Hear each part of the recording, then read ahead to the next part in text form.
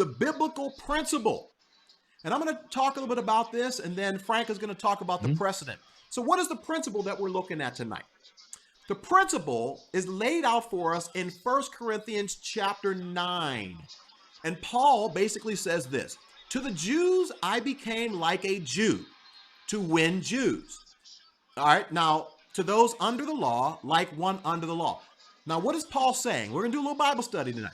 What Paul is saying is that even though I am not under the law anymore because I'm saved by grace, even though I have no obligation, no spiritual obligation to obey the law in the same way that the Old Testament saints did, he says, in order for me to have the opportunity to be able to effectively share my faith with my fellow Jews, I've got to bend, I've got to adapt, I've got to adopt, I've got to in some ways assimilate and be like them so that I can find common ground between myself, somebody who is not under the law, with those who are still under the law.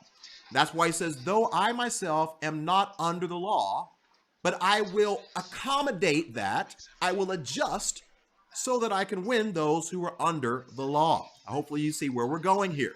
All right. Now he says, to those who are without the law, speaking like the Gentiles, like one without the law, though I am not without God's law, but under the law of Christ. Let me break that down. Paul says, listen, for those people out there who are without the law, let's just say they're Gentiles. He says, you know what? There are some things that I might do differently so that I may be able to have common ground and appeal to someone who is outside of the law. But he says, wait, don't get it twisted. Just because we're not under the obligation of the Old Testament law doesn't mean I can do anything I want to do. I'm still under the law of Christ, right?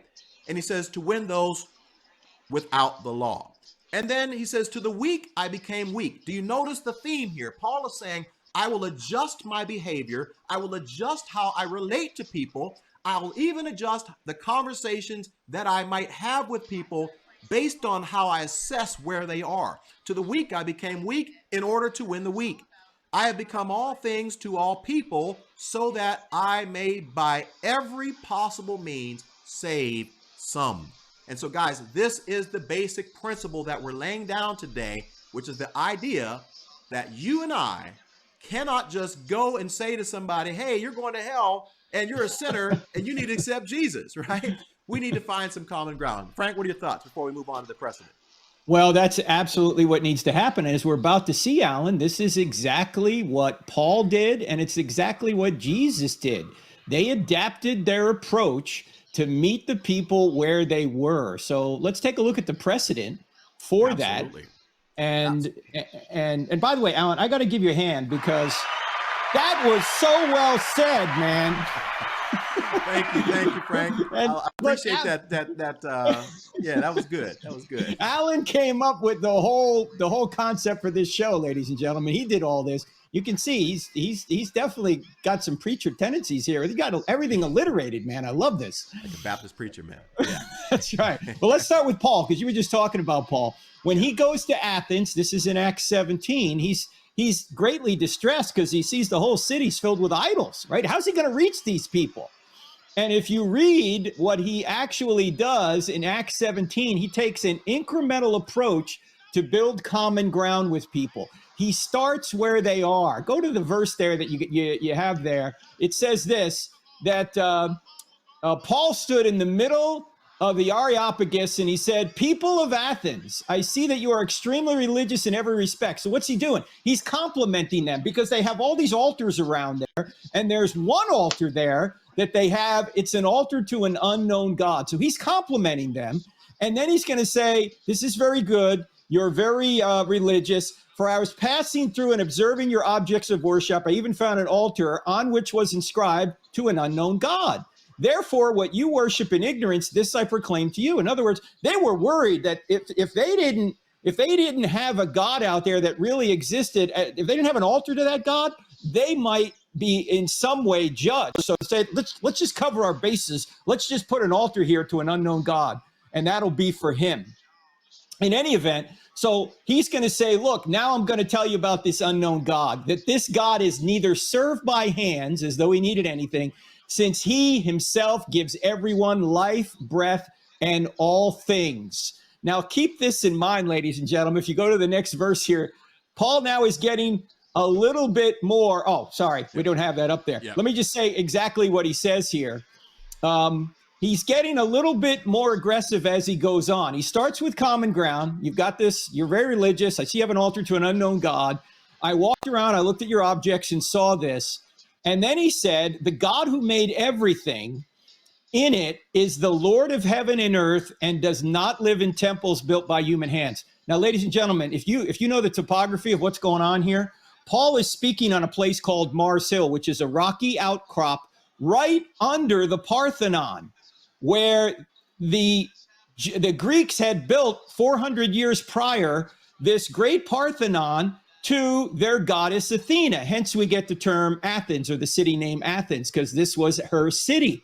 And so they thought that Athena actually dwelt in that Parthenon. And so here's Paul below that, where that's right behind him as he's speaking, saying that the true God doesn't dwell in temples built by human hands. And they thought their Athena was right behind him. So he's not being all real nice and skirting around the truth. He's given them the truth, but he's given them the truth in about as gentle as way as he can. And he starts then quoting their own poets. He starts quoting Greek poets. Why? Because the Greek poets are uttering the truth. Even though they weren't Christians, they were still uttering the truth when they would say, in Zeus, we live and move and have our beings. Well, Paul would just insert Yahweh. In Yahweh, we live and move and have our being. In Christ, we live and move and have our being. So he's quoting their stories. Let me say it this way, Alan. You know what he's doing? He's quoting the movies of their day in order to meet them where they are. And so Paul is doing this, and then Jesus does this as well. Jesus actually tells parables. And it says here in Matthew 13, then he told them many parables, and he goes on to tell about the sower who went out to sow, and he also tells parables about the Good Samaritan. He tells parables about all sorts of different characters. Now, these are stories. Are they true stories? Like, where if you went to Israel at that time, would you find the guy that was the Good Samaritan? No, that's not the point. They're fictional stories designed to present a theological or moral lesson to people. And that's what movies can do if you look at them properly. So that's what we're going to talk about. Yeah, guys. So once again, not to overstep, but basically that's exactly right, guys. Paul and Jesus, they were masters, once again, at forming common ground. Jesus could have just come out and said, hey, look, you're a sinner. You should believe in me. I'm the Savior. You're evil. I'm holy. You're going to hell. But what he did was he looked around and he said, you know what? Let me start with something they're familiar with. They're familiar with the road from Jerusalem to Jericho. They're familiar with fig trees. They're familiar with they're familiar with agriculture, the Valley of Gehenna. They're familiar with these things, right? And so he says, let me start where they are with an earthly story, right? With that has a heavenly meaning, and that's really what a parable is.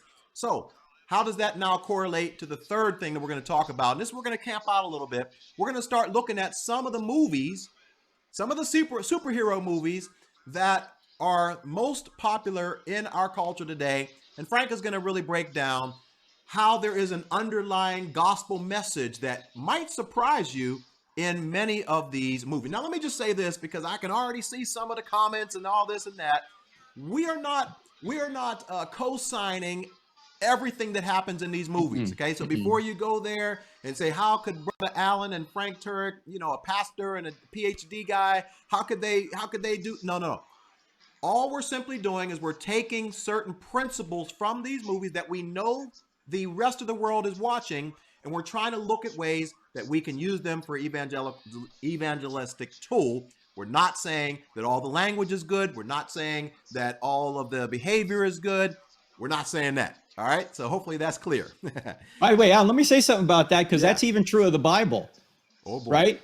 There's so many stories in the Bible that are stories about evil. And what does Paul say? Paul says in 1 Corinthians and also Romans that these stories, these examples were in the Old Testament in order to be examples to you as to what not to do. and actually, there were some virtuous stories about what to do. So you see, David and Bathsheba. David kills Uriah, Bathsheba's husband. He lies about it. He does all these evil things, right? That's in there to say to us, this is not something you want to do. Look what happened to David's life even after he did all these things. Not only did he sin against God, he sinned against his countrymen, he sinned against Bathsheba, he sinned against everybody, and the consequences were devastating. So there's even bad stories in the Bible that we have to take lessons from, and we can do the same thing from movies. That's awesome.